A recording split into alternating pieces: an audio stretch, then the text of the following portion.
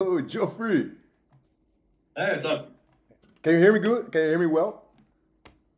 Yeah, yep. Can you hear me? Absolutely. Now it's clear. Now it's clear. Okay. All right. Okay, good. Awesome, bro. Awesome. Geoffrey. First of all, I'm a longtime fan, bro. I've been watching your videos for like the past, whoa, 3 years maybe? 3 years, I think. Wow. So that's awesome. Fun fact, I've included you a few times in my videos because I talk a lot about, in my small niche Dutch community for natural training, I talk a lot Yeah. about like other guys, and I've included you a couple of times. And it's always Oh, thank because you. I've downloaded one clip. It's the clip of you from where you're like 8% body fat, popping delts, shredded and all that. Yeah. And Geoffrey, always, when I show them like you can get a great natural physique, just look at this guy, and there's always people in the comments, Geoffrey, there, Dario, my name, you're such a fool that you think this guy is natural. He's playing you. You're an idiot. And the Yeah. first couple of times I was like, no, I trust me. Like he's natural. Like I'm following him for a long time. And then I just stopped arguing with these people. Like I was like, brother, it's fine. Like Yeah. I don't know how it's in China or the rest of the world, but in the Netherlands here, dude, so many people are like black pill to the max. Like they think that everybody's on steroids. Here, it's like a few years behind in everything. So, do you plead guilty? No, no, absolutely not. But I get the same thing. Yeah. And most of the accusations were from when I was shredded. When I was, yeah, 7, 8, 9% body fat and everything with the good lighting and the pump and everything. I mean, and admittedly, I have pretty good muscle bellies, especially like arms and delts. So like that one Yeah, pose, you do look I mean, ridiculous. To be fair, you do it look doesn't look, ridiculous. yeah. Well, I mean, it doesn't look natural. So like, I can't really be angry at people who think that, especially if they haven't followed me, because it's not like they know all the information and they know my Very true. character and they've seen all the videos and then they think I'm a liar. Although that has happened. I've had comments like, I followed you for 3 or 4 years now and I can't believe you started taking steroids. You broke my heart. I'm like, you're a fucking idiot. Yeah, Like, bro, really? they are, man. They Like are. They in are. that case, like it feels worse because they're actually a fan, Yeah. but it also like they should know better if they actually followed me and they watched everything and they watched all the progress. So Yeah. yeah, but if someone doesn't know any of that and they just leave a comment based on one video, like I can't Yeah. feel that angry because Yeah. I understand it. Yeah, that's true because there are a lot of assholes who actually lie about it. I get it. But if you like your video, one of the last videos where you explained your whole 10-year transformation was first of all awesome to see because I related to so many things there because I've been training now for like 15 years and so many I've told you on this Instagram like we're gainless, like bulk and cut. I was like heavy into dirty bulking and then very long Yeah. cutting, so like 4 to 5 month cutting and then 3-4 months bulking, and I always ended up at the exact same composition in the end. And I was like, Yeah. dude, how are these guys? Well, it's like 6-7 years ago, I think. But I was like, no, everybody's on steroids. Like, this is my. I was truly convinced that I was at my natural peak. I was like, I cannot get bigger. I'm doing everything right. I'm bulking, cutting, bulking, and I cannot get bigger. So to see your video, it was very. I related so much to like the few years where you trained so freaking hard. You were like 5-6 times a week in the gym. Reading the articles, like doing everything, eating with the protein, everything on point, but getting like 12K steps, and you just didn't make any progress. So Yeah. it was awesome to see. Geoffrey, I have a few things written down on my little paper, and I would love to spar with you about these things. But let's just start off with like a little introduction because I've shown you a couple of times in my videos, but I think a lot of my followers do not know who you are specifically. So maybe like a quick Jesus Christ. Getting the creatine in, brother. Jesus Christ. I have a little Fanta here, Okay. That's all right. That's the juice. No. Yeah, like a small introduction of who you are, and yeah, who I'm talking to for the viewers that don't know. yeah. So I would say primarily I am a YouTuber, and then I also coach. Although sometimes those flip flop back and forth in priority. You know, one video does really well, and then coaching sort of takes priority because people contact you, and then you know that's sort of, and then you flip back to content. So I'm sort of back and forth between coaching and YouTubing, and I still enjoy coaching, and I still get a lot of value from it. And I think coaching people is really, really useful as a content creator because it gives you a lot of ideas. It shows you what people are actually struggling with.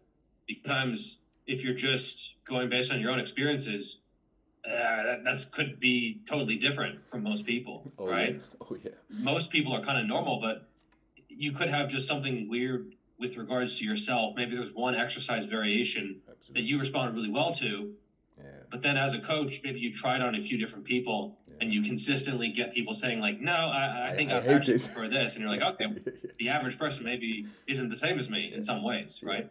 And so I'll probably keep coaching, if nothing else, just for the experience and because it makes me a better content creator. Absolutely. I know most people with like big followings at a certain point, like 200,000, 300, 400, 500, a million, 2 million, like eventually they stop coaching. In fact, I know some really big content creators who stopped coaching at like, 10,000 or 20,000 and just focused entirely on content. And I might do that now. But for the now, I'm sort of split between coaching and YouTube, and then also writing, although I haven't written a lot over the past year or so. But yeah, so I have writing and then content creation and then coaching as well. Those are sort of my three things. Do you only coach yourself, or do you have like online coaches that work for you, or you manage everything yourself? Yeah, I manage everything myself. I don't really like working with other people. I mean, I've worked at companies and I was a teacher here in China and stuff. And I think if you really want to cause the most positive impact, you kind of have to, right? You hire editors, you hire a thumbnail guy, and you have to be able to delegate. And I might do that eventually, but for now, it's almost easier to do it myself in some ways. But yeah, at a certain point, I'll probably hire other people for the content creation. But for the coaching, I probably won't. I'll probably keep that just myself, just because some people do it a little bit underhanded. Like they sell themselves as the coach, but then actually someone else is doing the coaching, and I think that's pretty deceptive and deceitful. So I'll probably just keep it either myself or moving to something totally different. Awesome. All right. No, thanks for the introduction, Geoffrey. If I can say something to that, I'm a coach myself as well, and I've actually changed a few of my the things that I thought about volume, training, exercise selection, because I'm a coach. Because me personally, I respond pretty well to lower volume, so I get very fatigued very quickly. My battery, I always say my battery is pretty powerful, but not very long. I get, if I push more than 10 sets a week, I really start to get recovery problems. But so like 2-3 years ago, I would say like everybody that does like more than 10-20 sets is lying, or they're not training hard, they're pussies, like I'm training hard, they're not. And now I have actually I coach clients that have like maybe tripled the volume that I have in certain muscle groups. Maybe they have like a lagging chest or like a lagging bicep. It's mostly that I found it's certain muscles that I probably don't respond well to. So maybe their triceps are going very well in progress and their back is growing like crazy, but like then their chest or their biceps don't seem to grow, respond well. And so maybe we have to crack up the volume, and then we see, oh, this guy actually grows and responds better to volume because I know the intensity is there. I know they're training hard. So yeah, that's just one example of that because I'm now a coach, I actually think less dogmatic about certain things, All right. So I have a few things set up, and it's a pretty selfish. Some points are pretty selfish because I really want to talk to you about this, and the viewers that just have to follow. They don't have a choice in this. So one thing is it's a pretty hot topic right now here. I will spare you the drama, okay? But it makes sense. There's a connection. So a few months ago, I would say, you made a video about Dr. Mike Israel and about Technique Cyborg. So I have had a very, how do you say, very strong fanboy a few years. I was a big fanboy of Mike Israel, and I did the whole slow, very controlled, very slow eccentric phase until I didn't, because I really, really found it fucking boring. I really did not enjoy training at all in that way. Like I did like 8 seconds eccentrics at some point, you know, and I was like, God damn, I fucking hate training like this, you know. And then I came to back to myself like, is this really how I want to train? But you made a video about that. So I would want to talk to you about optimal training, because optimal training is a very hot topic here in the Netherlands right now. So, Anedi, according to you, what is an optimal technique? Is it very slow? Is it perhaps a bit faster? What is the nuance there? What would you say? What should we aim for when we assess technique? Yeah, I think actually Jeff Nippard was involved with a study that tried to analyze tempo, and I almost hesitate to cite a study in this case, but I think in this case it's a pretty easy variable to isolate. Sometimes when you're trying to isolate range of motion or technique, it's a little bit more difficult because the technique is harder to standardize. But I think tempo, you can count it. It's fairly easy to quantify. And so a study actually makes sense. For me, if it's reps in reserve, a study is often a little bit more suspect, especially if they don't have videos. It says subjects did 10 sets of squats to momentary muscular failure. And I'm sitting there thinking, like, did they though? I mean, it's like, how do we, I don't see that very often in the gym at all, really. How often do you see people take squats to failure, like, or even 0 reps in reserve? Super, super rarely. Tom Platt style. Much less. Yeah, like multiple sets of it. So, but I think tempo, it is easier to quantify. And so the study, and I think it was anywhere from 2 seconds to 8 seconds was fine. But I think also enjoyment, as you mentioned, is a huge factor there, where if you don't like a certain tempo, it's not going to be sustainable. I mean, you can do it for a week or maybe a month, maybe 2 months, but eventually if you don't like it, it's just not going to work. No. And I think at a certain point, the weight gets so light that it's probably just not doing as much. And I know this is not really supported by the research, but yeah, when I see someone with ultra strict form, really controlling the weights down, pausing, and they're not moving, there's no aggression, there's no passion. And often when you fail with this technique, failure kind of just comes out of nowhere. Yeah. Right? Like you do 1 rep and it's not that hard, and then you're super strict and you try the next rep and it just doesn't move. And you're like, oh, well, there's the set. But you didn't really put as much effort into the set as you could if you allowed maybe a little bit faster tempo, a little bit more aggression, because you can't move aggressively slowly. Mm-hmm. It's just like it's like trying to jump slowly. Yeah. How do you jump slowly? It just doesn't work. It needs to be explosive. It needs to be fast. Now, I'm not saying you shouldn't control your weights. I think especially the eccentric, you should control. But yeah, for the concentric, I think it should be pretty much as fast as you can through the mid-range at least. I think there's a sticking point. You can maybe control the bottom and then maybe control the start, but through the mid-range of a curl, for example, I don't think moving intentionally slowly makes any sense at all. Yeah. So yeah, I would say for the most part, as long as you're not way off with very little control or a ton of control, I think you can have a pretty wide range and be totally fine.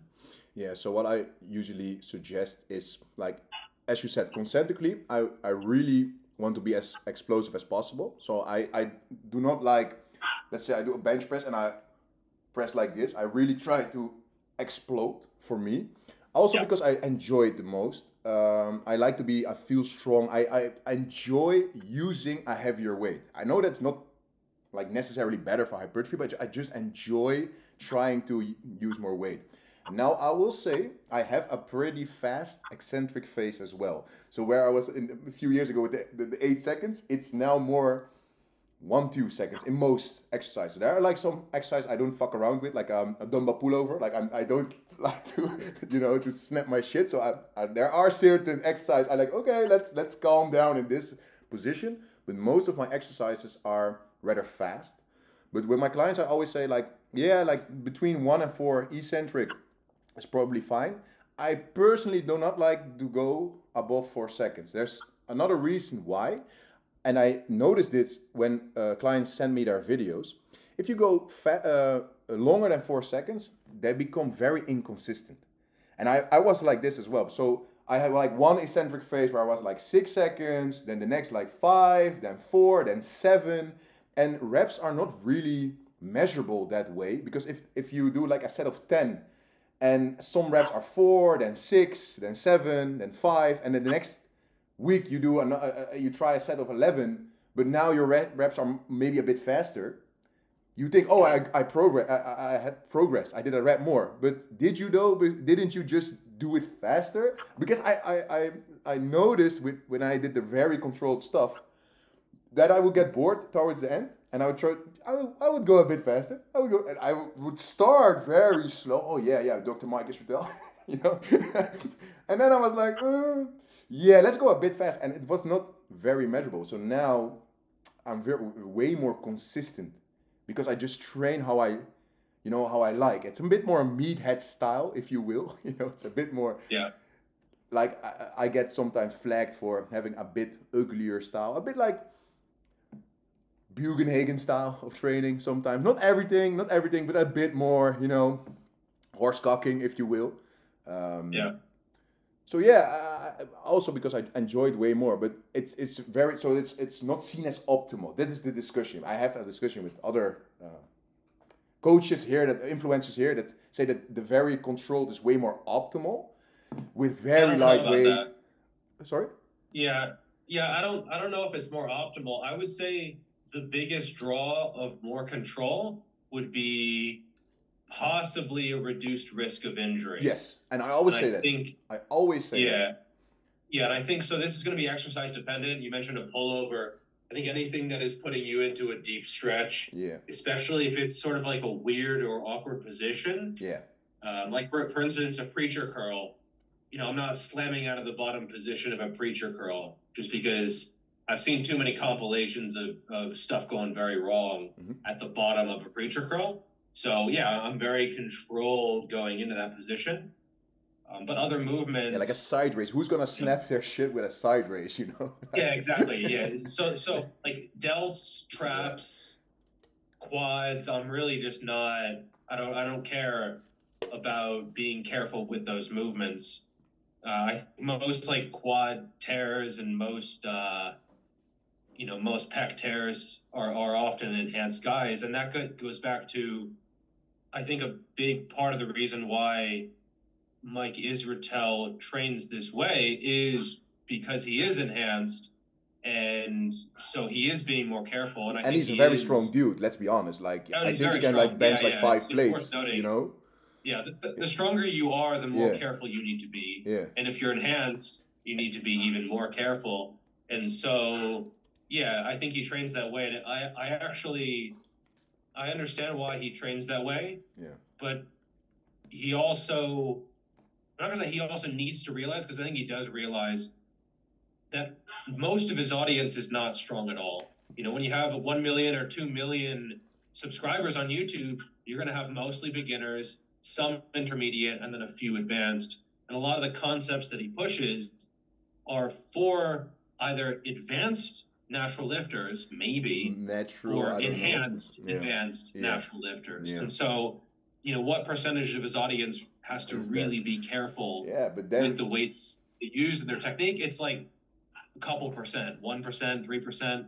It's just not very many. And so, yeah, I would say most people, they don't have to be overly concerned with control. And I certainly wouldn't say that it's optimal or better for muscle growth. Yeah, it's funny that you say that, because my next thing that I wrote here was the connection between natty versus enhanced training, because I wanted to ask you from, hey, maybe there's a connection to the very controlled and slow training for dudes that are enhanced and very freaking strong, you know, that like can like bench 5 or 6 plates.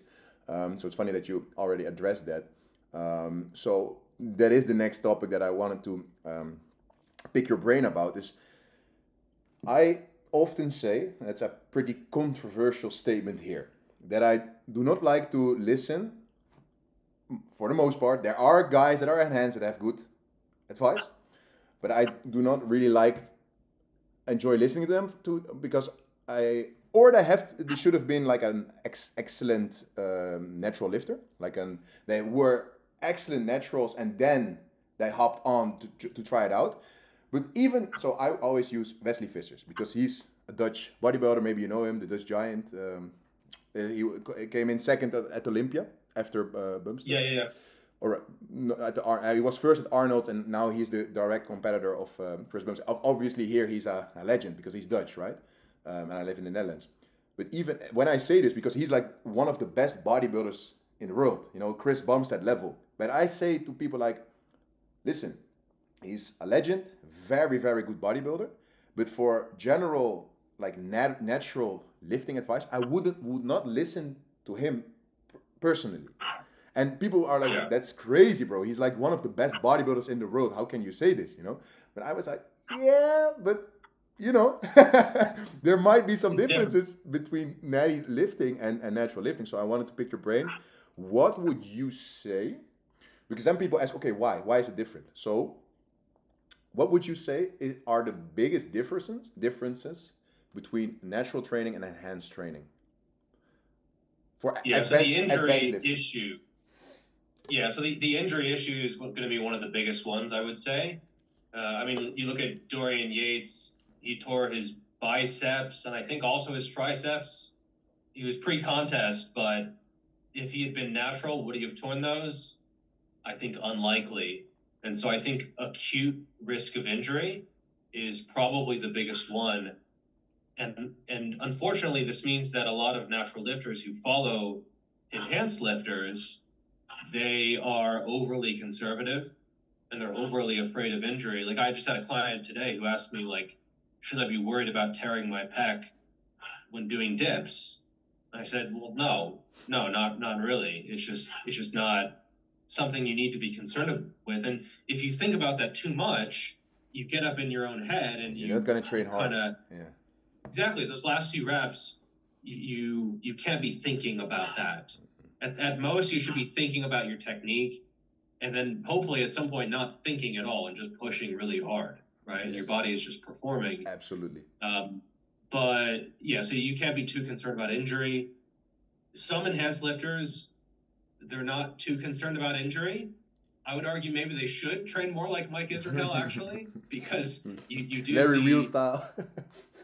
Yeah, you do see people where, what's his name? Ryan, I think Crowley was his name, where he did 4 plates on the incline for 8 reps, I think.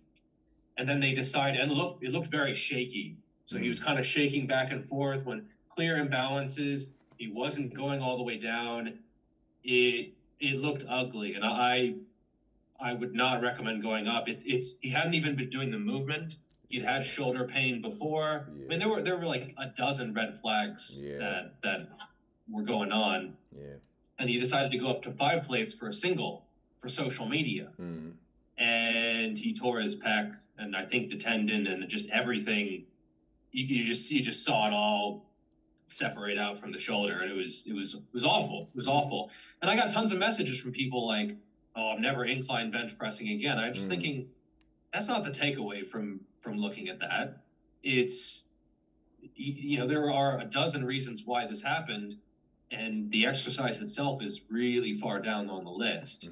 So, yeah, I think if someone hypothetically unfollowed every enhanced lifter that they followed, I don't know how much they'd be missing out, to be perfectly honest. And I found myself, I think there was some point maybe a year or two ago when I unfollowed tons of people on Instagram that I had been following, because I just thought about, okay, what value am I getting from this account, from this person?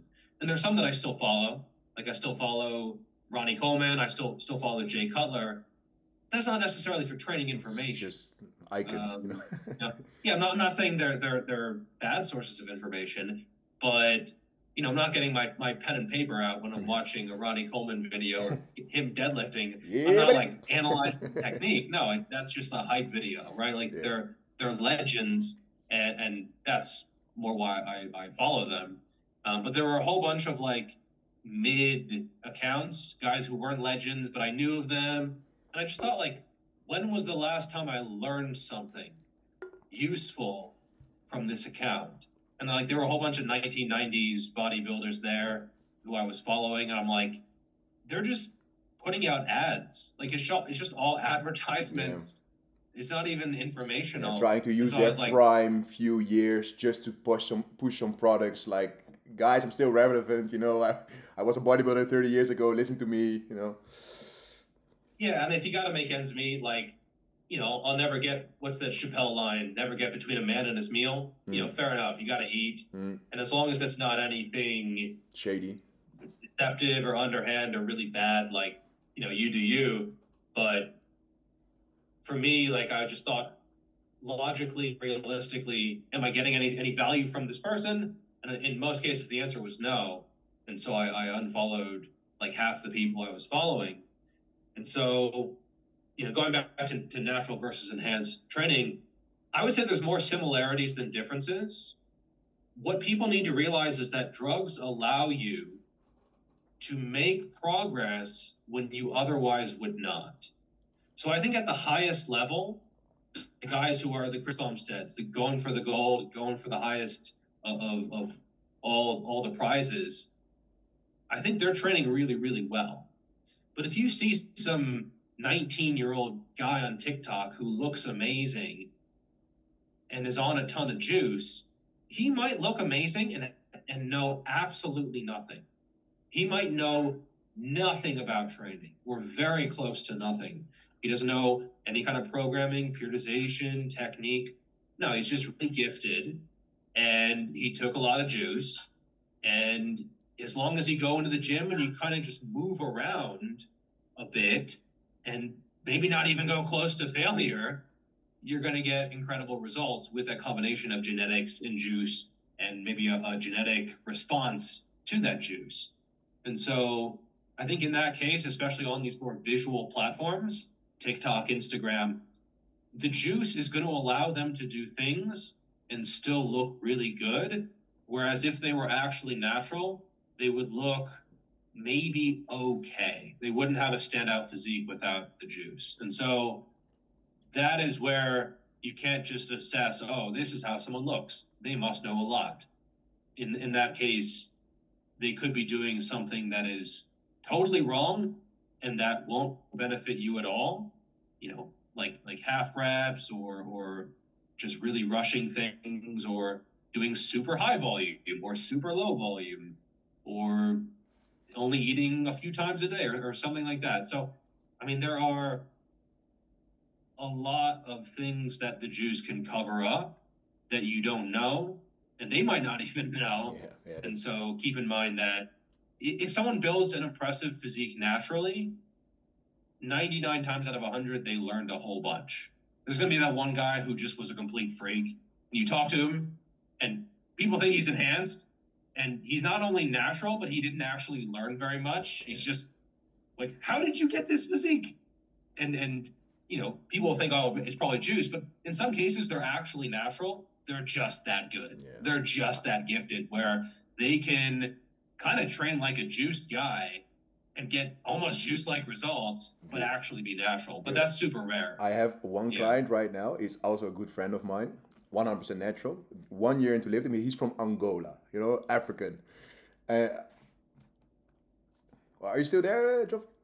We're back. But yeah, okay, no, okay. What I quickly want to say, I have a client right now for 1 year, and he is from Angola. You know, African. And dude, this guy, nah, that's just not fair, you know? It's like, I swear, because I know the measurements are correct. He went from like 36 centimeter arm circumference to like 41 and a half in 1 year. He's benching 2 plates right now for 8 reps. And he started like, I was there the first time, like 60 kilos was like was so hard for him the first time. Like, you know, like going everywhere, like 60 kilos. Dude, he was progressing like 5 kilo every week so easily. So, bro, it's just not fair. You know, it's like 1 year of training, and this guy blew the frick up. And then I have some clients, I train them for 1 year. Yeah, you see a bit of difference, but you know, it's not the same. Maybe like 7 to 10 kilos on their bench. We put like, you know, like they maybe went from 60 to 70 kilos, you know, in a year. Some people, you try everything, more volume, and just it's so slow to progress. Like a rep here, a rep there, you know. It's kind of unfair, and that's actually also a good point for my next a jumping point for my next topic. Is so you're a coach. I'm a coach as well, and you always get the question. I do it at least. Am I progressing fast enough?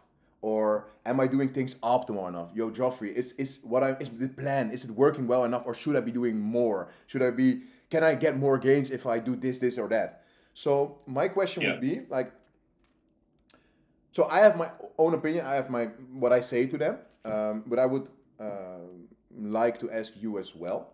So how do you measure progress? Like, so I'll say for me, I always say, if you progress. So when there's progression in like every lift and every muscle group, I do not really care, because as long there is progression, maybe you can get more, but we just don't know. But as long as you are progressing, why do you care so much? You know, when you're not progressing, or when things get stale, or you plateau for like weeks or months or whatever, sure, then you can like ask yourself, am I doing things wrong? But as long as you are progressing, that is my answer as always.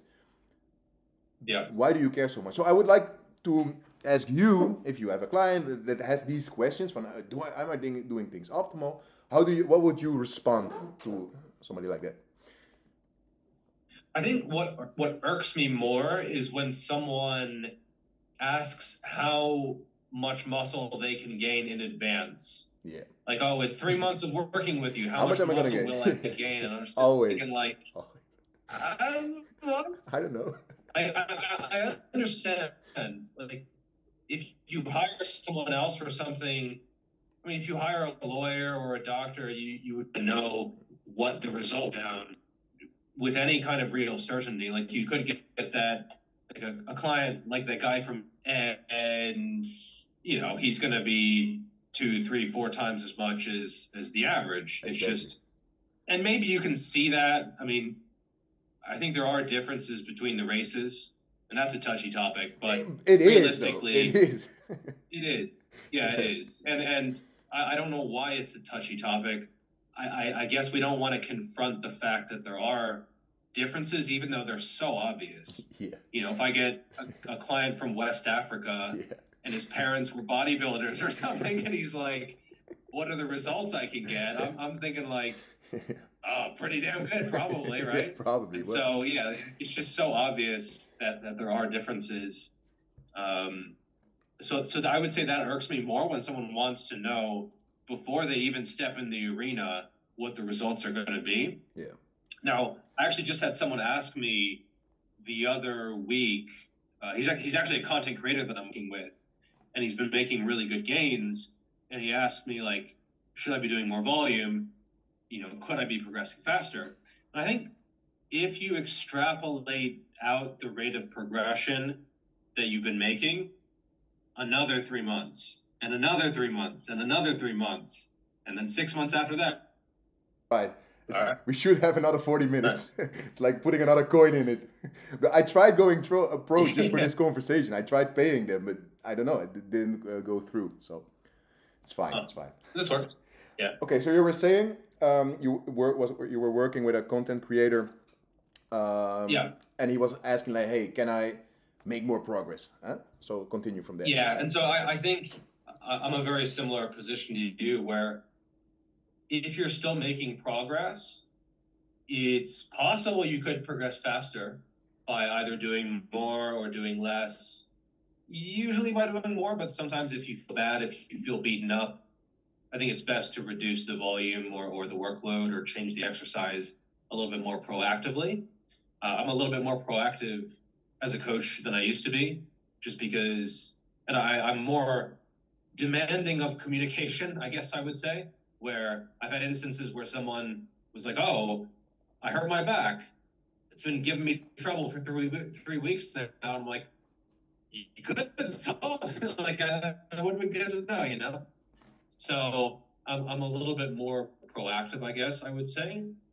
But in terms of like on this study or something, yeah, I don't really think that's the right call in most cases. But if you're plateaued for at least 3-4 weeks or so, I think it's a very different conversation because now you're getting nothing. And so you have, well, really very little to lose because it's not like you're going to lose muscle. Muscle loss, it's not like you raise your volume and you lose muscle. No, you feel tired maybe if it doesn't pan out, but maybe it does pan out. Maybe you feel fine. Maybe you feel good even. You adapt to it and you start growing again. I mean, I've had times where I felt stagnant, but I felt good. And then I increased my volume and maybe I was tired for a few weeks, but eventually I kind of went through that phase and I sort of started growing again and making progress. So yeah, but if you're already making progress, I don't think that really makes a lot of sense. Awesome. Yeah, and I think I said it in the beginning as well. Me personally, I noticed that it's almost never that nothing progresses, you know? It's almost always like a few perhaps muscle groups or like a few exercises that are very still. I think if nothing progresses, it's an external problem, like maybe your food or your sleep or your stress management, like nothing progresses, like not a single exercise, you know, that's often not you doing not enough volume. That's probably something else, but like maybe you're like with the incline curls, there's like 4 weeks of the same reps and maybe like regression. And maybe we see like, also the preacher curls and like every bicep variant doesn't really go up. So maybe the volume for your biceps, like the 10 working sets are just too low. That's how I experience normally, like maybe chest is going well and like a few muscle groups are not progressing. Okay, maybe we should add some there. But if like nothing progresses, I don't think it's necessarily the training itself. It's probably something else. Yeah, I agree. Yeah. No, I 100% agree. And I see that all the time.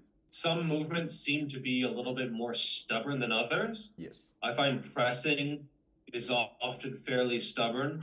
Like putting 5 kilos on your overhead press, that's a big win. Like that's a huge accomplishment, actually, especially, I mean, assuming you keep it, and usually you do.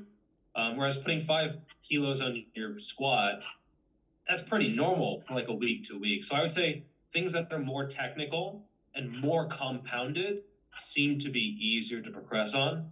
Like I've seen people progress their squat just week after week after week. Whereas like a small isolation, it's just a lot harder because it is less technical and learning the movement is so much easier that those gains in strength are going to be gains in hypertrophy. Yeah. So, and that is just naturally slower. Yeah. Also, when like a few exercises have like a difficult sticking point, so like the incline curl, I find that a lot of clients have a very hard time progressing them. And I think it's because they really have a hard time to get through this phase here. Whereas maybe like a lat pull down, they can maybe decrease the range of motion a little bit or do a little bit of this, you know, there's a little bit more freedom to have some body English, you know, or maybe a seated row, you use the hips a little bit for the rep and you count it as, I, I, I made it. I got my 10 reps in, you know. So there's maybe like also that, an extra argument to be made. Like if someone progresses on pull downs, let's say they progress 20 kilos across a whole training block or something, that might be 10 kilos of swing, 5 kilos of like trying harder because you're used to the movement and you're targeting a new PR. And so you're trying harder every single week and probably training closer to failure, or as you said, maybe beyond failure where you're not quite getting as much range of motion. And then it might be like 5 kilos of actual muscle growth. So if you went back to your old technique at the very start, you probably wouldn't make as much progress as you actually think.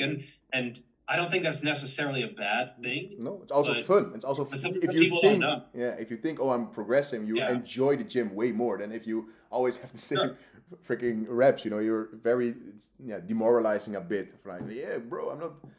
I'm not growing. I've been doing the same reps for like 4 weeks, even though those same reps could also feel lighter, but they don't realize that. Maybe the first 10 reps are like the grind of their life, and now like the 10th reps was pretty okay. Maybe not enough for the 11, but that's still like progression. But it's not the same as, like you said, adding 20 kilos. Like, yo, I started 80 and now I do 100 kilos. Look at me, So it's also a bit more fun, I guess. Yeah, and if you add 1 rep per month on an isolation, I mean, for me at this point, like that's really good going. I mean, if I put 12 reps on my 55-pound incline dumbbell curl, I mean, 12 reps in a year, that's crazy, by the way, 55 pounds. Yeah, well, I mean, it just wouldn't even happen. It would be realistically like maybe a quarter of that. So 1 rep every 3 months or something like that. And so at a certain point, tracking progress becomes a bit of a challenge because, you're tracking like, oh, I got the same reps, but the last one took 4 seconds instead of 6 seconds, right? It was a little bit faster. Or maybe I attempted the last rep and I almost got it, or I got it like a little bit of the way up and the next time a little bit more. And then I used a little bit of hips to get it all the way up. And so it's like, at a certain point, you almost need like fractional reps. Yeah. Like I got 5, and it was a total grind. And then 5, and it was a little bit of a grind. 5, and it was attempted the 6th. And then 5, and I attempted the 6th and almost got it up. Those are all 5. Those are all 5 in your training log. Whether it's a 5 that's a total grind, a 5 that's, you attempt the 6th and you almost get it. I mean, that's like a 5.9, right? Versus a 5.0. And so at a certain point, I think you almost need to write notes in your training log. Like I got 5, but it was almost a 6th in order to keep you motivated and to actually track things. Because that's another thing. If you're advanced and you have a bad day, that might be like a year of progress that you went backwards. Like you didn't lose a year of progress, but like, let's say you have a bad day because you didn't sleep well. You might be back to your base levels of strength from a year ago. I'm sure you can relate to this. Of course, like, of course. You feel like you went minus 6. Minus 6. You're like, what the fuck happened here? Yeah.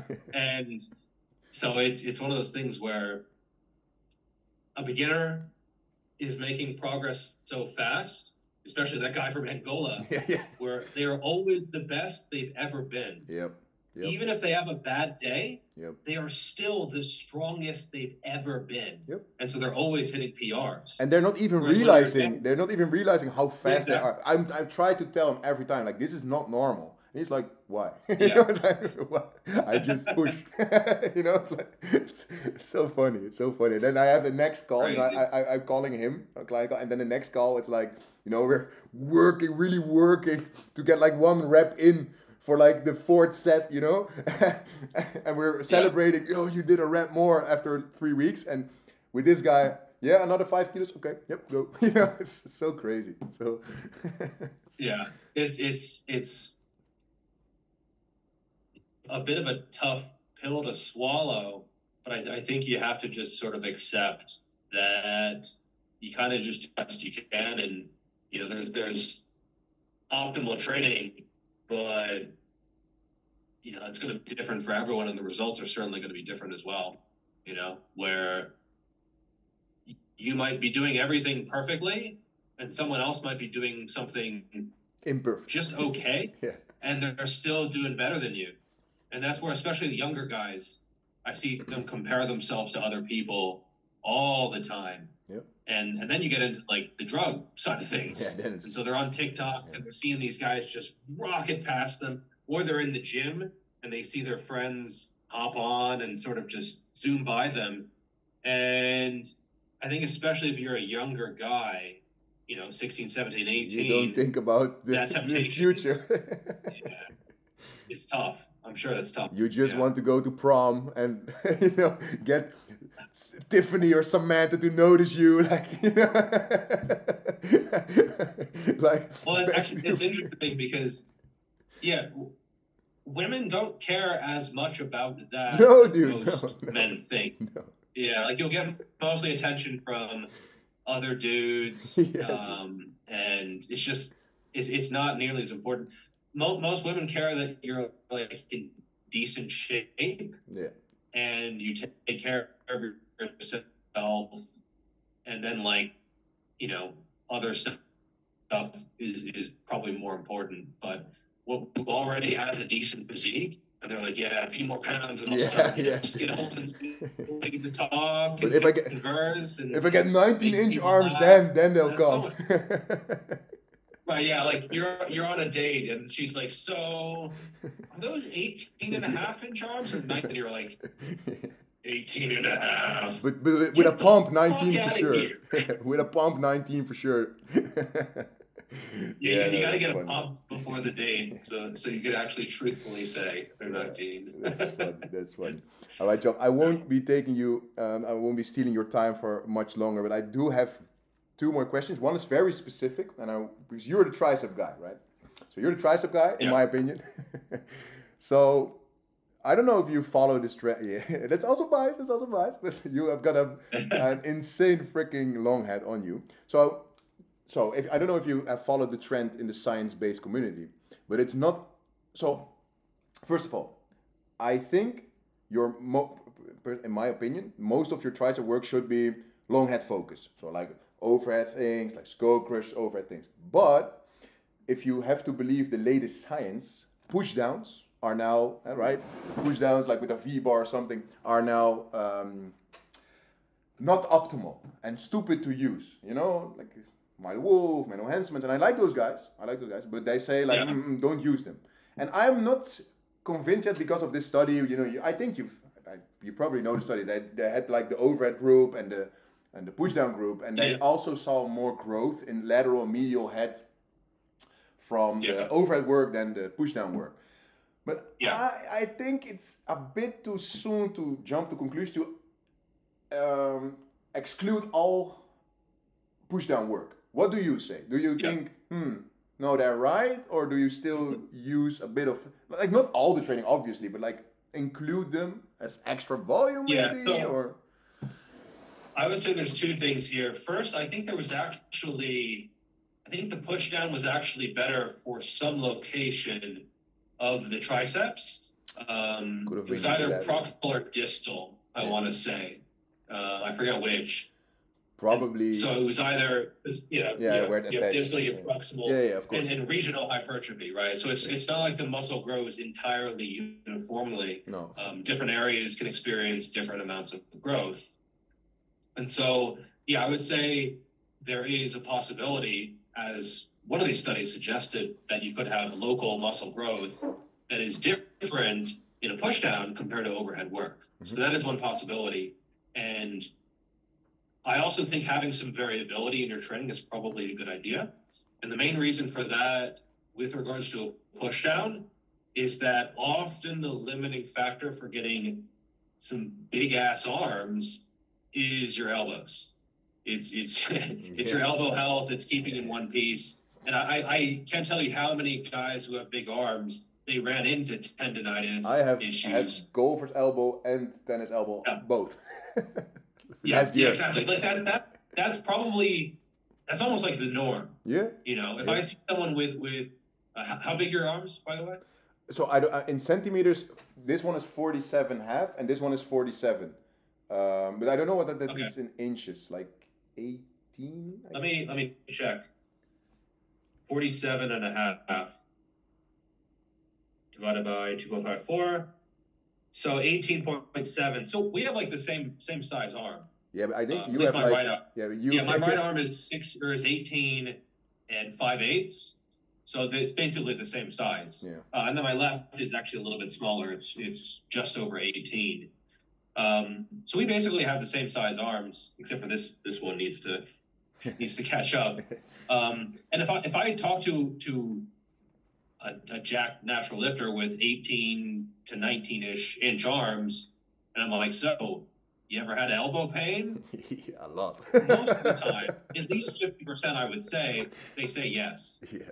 I would say skull crushers are the most common. Yeah, but I culprit.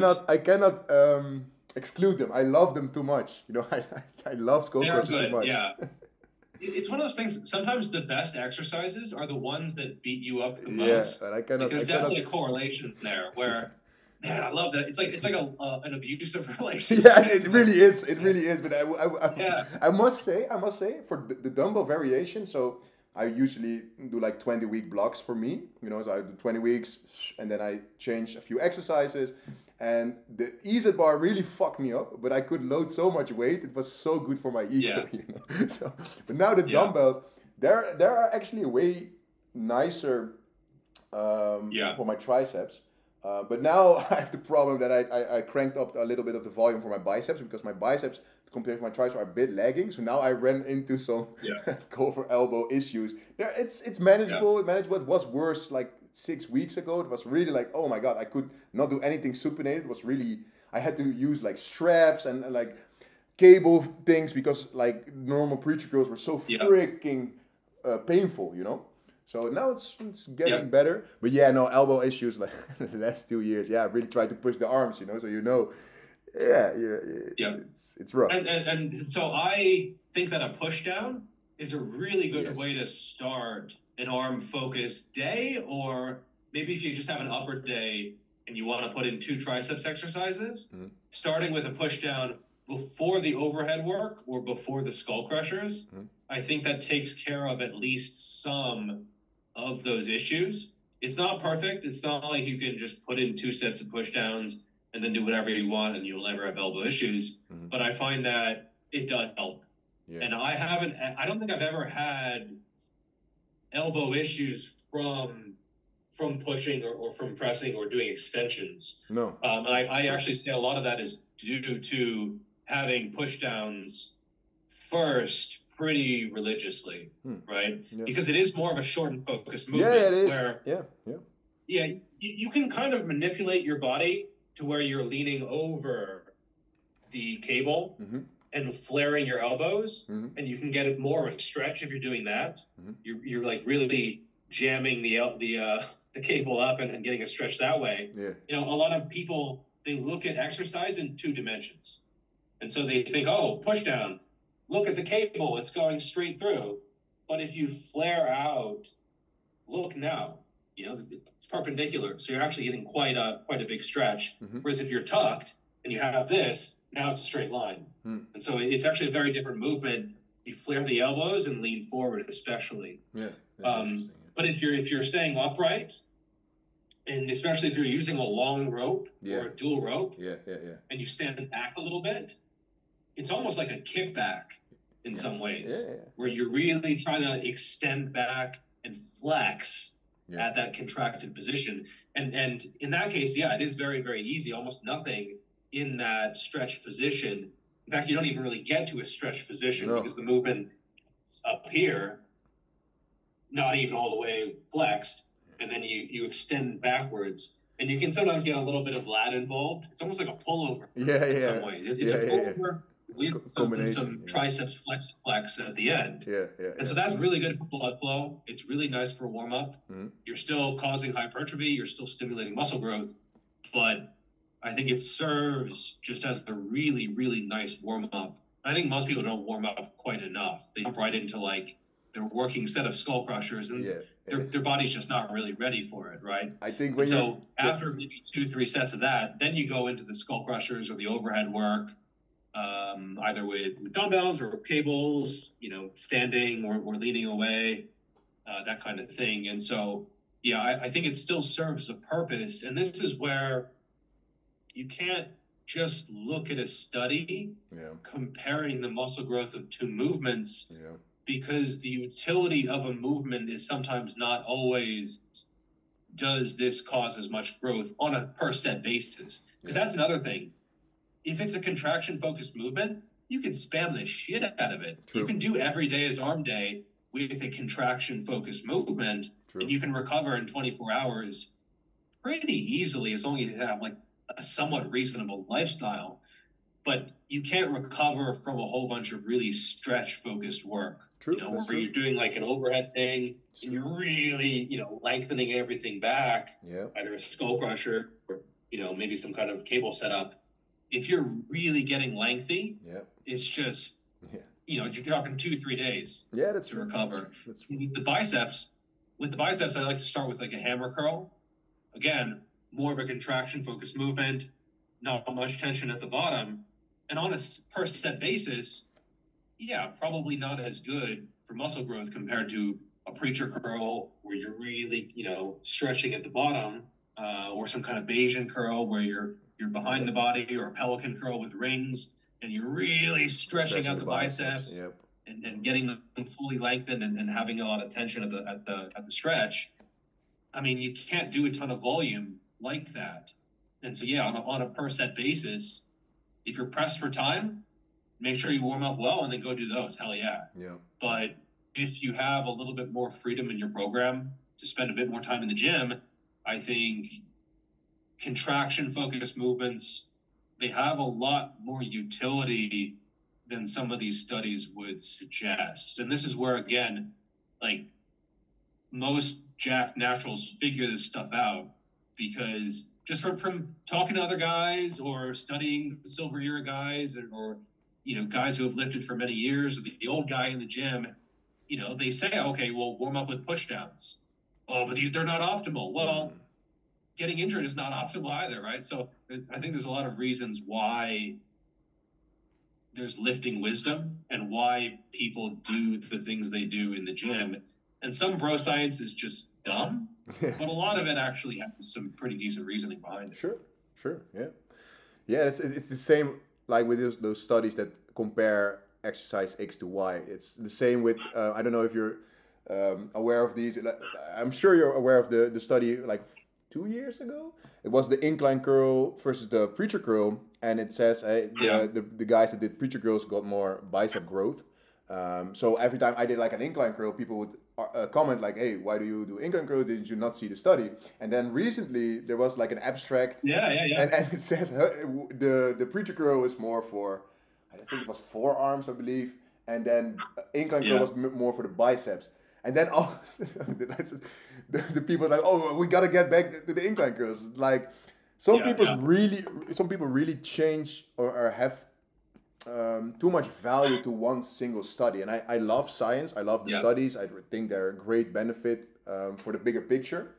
But like if you choose all your exercises based on like one study, dude, I don't think that's the way to go about things, you know? Yeah, when that incline curl study came out, I got so many apologies from people who had said I was wrong. I'm just kidding. I didn't get any apologies. No, they did not come, Geoffrey. They did not come. No apologies at all, but I thought about making a video, and I still might, saying like, I told you so. Because then, there were so many people saying like, why are you doing this? What are you doing? Haven't you read the latest study? And I'm like, well, I have actually observed the difference in myself. And I know the difference for what it brings me when I do each exercise. And so now I do preacher curls as well. And ironically, I'm probably getting people saying like, oh, well, you're an idiot for doing this as well. I do like both exercises. They actually kind of complement each other because one is more lengthened, the incline curl, but it's less lengthened focused. So your biceps is getting longer, because your arm is behind you. but it's not as challenging to start. Excuse me. Don't worry. Whereas the preacher curl, it is more challenging near the bottom, not at the very bottom. Depends sort of on the incline that you use. Yeah. Right now Also, I'm doing them on how you thrust. angle it. If you like put it more here or go like this, it's a bit different. Yeah, yeah.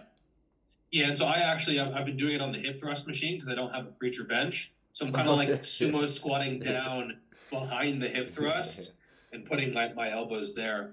Looks ridiculous, but it seems to be working well. So preacher curl is harder at the start, and then very little tension near the top. But it's not quite as long of a muscle length because your arms are in front of the body rather than behind. So actually, if you think about it, they kind of do complement each other quite nicely. And then you could do something like a Bayesian curl where you're both behind your body and it's also challenging at the start of the movement. Yeah. Same thing with a pelican curl, but very similar there. And then you could also do something like a spider curl where your arms are in front of your body, and then it's also challenging in the contractor position. Yeah. And so I think all of these movements probably bring some utility. And then you get into like hammer curls and working the brachialis and like unilateral stuff. Yeah. I can see why people are confused because there are so many curls. Yeah. And I think mostly just picking 2 to 3, maybe 4 that you like and enjoy and try to get stronger at them. Because that's the thing. I would much rather have someone get really strong at 2 to 3, maybe 4 curls. Of course. Than picking 40 curls, 20 curls, 30 curls. I've seen people doing 20 curls in their program. Or they're like, I like this one and this one and this one, but they're fucking weak at all of them. Yeah. All of them, they're weak. And so I would rather have them just chop out 90% of that. Yeah, and just focus on a few and actually get strong at those ones because that's what actually matters. Yeah, no, for sure. There's a one curl that I've been heavily preaching about the last few years. It's the reverse curl that I do a lot. And I for sure know, because that also the reverse curls get a lot of flag in the science-based community. But I will die on my hill for the reverse curls because I know for the brachioradialis it really grew for me. I do not know. Yeah, for sure. Because you can also feed it. Because then you have science-based lifters that say, yeah, but we have studies. There's no more EMG activity in the brachioradialis.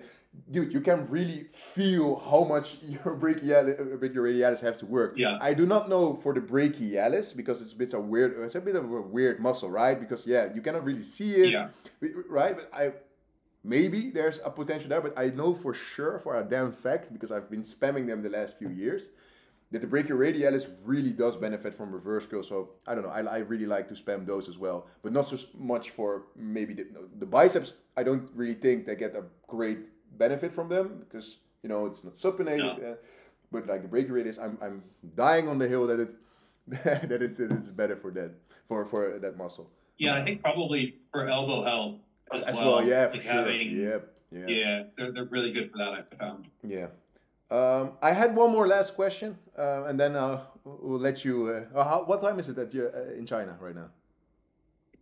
It's 7 o'clock, so not too late. So did you have your dinner already or not yet? No, I haven't, but I usually eat pretty late. So okay. So the last question for me, and there was also like a personal question because I watch your Instagram stories, I watch your trainings, and so what I wrote here is, what is your exercise selection based on? Because with all due respect, sometimes you do like exercises that are not, maybe you do not see them in your average The Rock workout or your average celebrity workout, if you will. Like you do like behind the back freaking rack pulls and like Zercher good mornings. And so I was really curious, like for some of the exercises, why do you do them? And when you make what's the English word, training schedule, a program for someone or a program for yourself, what do you base your exercise selection mostly on? Yeah, so I would say some of the lower body stuff is kind of just like preference or fun or trying something out. I'm pretty decently happy with my leg size. So they're not really, I mean, they haven't really improved much over the past couple of years. I mean, they've gone from like 27-inch mid-thigh 2 years ago to 27-inch mid-thigh now. Mm-hmm. So really very little progress. Maybe slightly leaner. So, perhaps I've gained a little bit. But a lot of the lower body stuff that I do is kind of just stuff that I enjoy. If someone said, hey, gun to your head, you have to put an inch on your legs in a year, I would probably do things a bit differently. So that's one area where I'm not necessarily fully invested in pure hypertrophy. And I think at a certain point, when you get big enough legs, they kind of just become a little bit annoying. Yes. Like I know Greg O'Gallagher, yes. Greg O'Gallagher has talked about how he doesn't want big legs based on what his aesthetic ideal is. I would argue maybe he would benefit from slightly bigger legs, but at the same time, when you get to like 26, 26 and a half, 27, you start walking differently, and like, I don't think it's really the best look, like if I had to choose between putting an inch on my legs or an inch on my arms, I would choose arms, even if they're already how dare you overpowered. People sorry that I interrupt you, but people really get upset because I have the same mindset. I really want to get bigger arms on my legs. I want to have strong legs, but I don't really want to grow them that much anymore because my thighs already come here, they touch each other all the time. When I sit, it gets a bit more sweaty on a warmer day. And the same, like, I don't want to have skinny legs, but I don't really like the freaking legs like this, So when I tell people I want to get bigger arms and I don't really want to grow my legs that much more, they get really like offended, like frustrated, from like, why, you're a bitch, you just don't like to train legs, like people mind it so much that you choose your physique how you want it, it's weird. It's crazy, yeah. I mean, when if you say that like anything else about your life, people are just like, oh, fine, like your own religion, your own any preference, your own food choices, people are like, fine. Like, oh, drink yourself to death, use like anything else, people are like, it's your choice. But if you decide not to have like the biggest possible legs, people are like, they lose their shit. It's crazy. It's crazy, and I get it if someone has like skinny legs, but like if you built up deep legs, I think it's sort of a different conversation because if they're chafing and it's like you have to sit, you have to man spread just to be comfortable, that kind of stuff. It's kind of a different conversation. So I would say a lot of my lower body stuff is almost like upper back work in disguise. Yeah. So it's like the behind the back deadlift. It's a bit of quads, maybe some glutes, but like it's a lot of spinal erector. And so a lot of my lower body stuff is kind of like spinal erector and maybe some traps. If I do my RDLs, it's a hinge, but it's also a lot of like the shoulders coming forward and then going back. And so, I kind of treat my deadlifts and my hinges almost like a back movement. And ironically, then that's when people are like, you're doing it wrong. And then I look at my back and I'm like, I don't know, man, it seems like I'm doing it right. And so, it's almost like a back day before my real back day, because my split is like the legs, then chest and back, then arms and shoulders. And so I've definitely overdone it where I did, 5 sets of RDLs and then I try to come back the next day and do bench over rows or something. It's just, it's just not happening. If I did 5 sets RDLs. But if I stick to, but if I stick to like pull downs and chest supported rows and stuff like that, you can get in a few sets of hinges on one day and then come back the next day and still perform well and progress. And so, a lot of my lower body stuff is sort of chosen out of preference and out of like just something being cool. Like I was doing one-handed deadlifts because I read Atlas Power Shrugs book And like, I was like, oh, that looks cool. And so I was doing that for a little while. And so, yeah, a lot of my lower body stuff is not optimal, but I still enjoy it. Yeah. And, you know, even if I'm not making progress necessarily, and maybe I am slightly, but, you know, I would say that I'm totally okay with that. But for chest and back, that's where I'm much more concerned about improving and increasing measurements and increasing strength and training in a way that is clearly more quote unquote optimal. So, you know, I might be more selective with the exercises that I choose. I might track progress more exactly. On some movements, I don't even care about progress. Like if I'm doing an adductor machine or a leg extension or a hamstring curl, I don't really care about progress, honestly. Like I'm at the point where I know the weight that I use and I know what a good performance is, but I don't write it down because it's not something that is super important to me at the moment.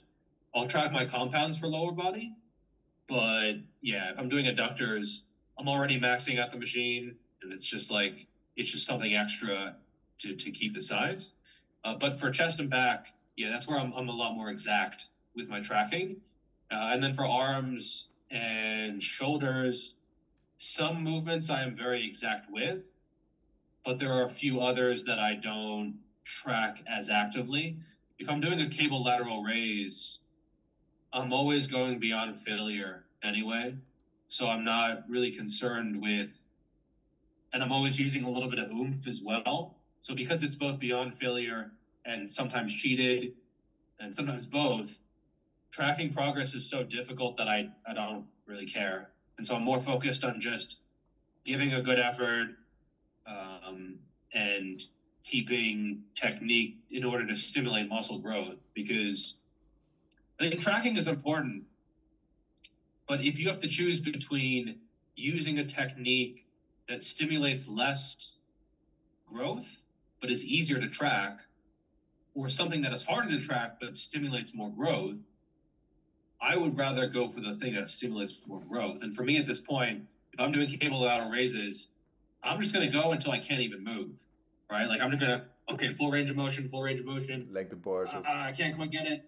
Yeah, then maybe like adding in a little bit of teacupping action, and then until like I can't even move it, and then maybe doing like some isometrics at the very bottom when you're totally beyond failure. So you fail at the top and the mid, and then you're failing at the lengthened as well. And so, how do you track that? I mean, you could really try to, but you have to think so much. Yeah. When you're doing that, in order to like, oh, I got 5 full range of motion, and then the 6th was it's gonna be a long notebook. 89%. It's like it's almost silly. Yeah, it's almost silly. Like I'm not gonna go analyze the video footage like it's an NFL game afterwards, right? So it would be something. It's just, and so on stuff like that. Yeah. You know, I sort of just have a weight, and I pick a number of sets that I want to do, and then I just sort of try to crush the muscle. Awesome. That's just sort of the only goal with regards to that. And you know, you could argue that's not optimal, but seems to be working pretty well. Works for you, Geoffrey. Geoff, they're gonna kick us out of the Zoom in 1 minute and 10 seconds. So I think we have to round it up. It was really, really awesome talking to you, man. I've been enjoying your stuff for the last few years. You've taught me a lot of things, so I'm very grateful for that. Maybe quick, give yourself a shout out if people want to follow you. What can they search for? I will put your things in the description, so this is really bad. But just say it anyway. I would say probably Instagram. And as you mentioned, I do post a lot of my workouts and working sets on my stories. So that would be a good way to sort of check my mostly daily workouts. And then YouTube for sort of more long form type of stuff. Yeah. Awesome. Geoffrey, Verity, Schofield. I should be the first one that pops up. Yeah, you should. Geoffrey, it was awesome talking to you, man. Have a nice dinner, and maybe in the future. Yeah, hopefully. They're gonna kick us out, man. So I'm gonna end the call right now. Okay. Love talking to you, brother. Later.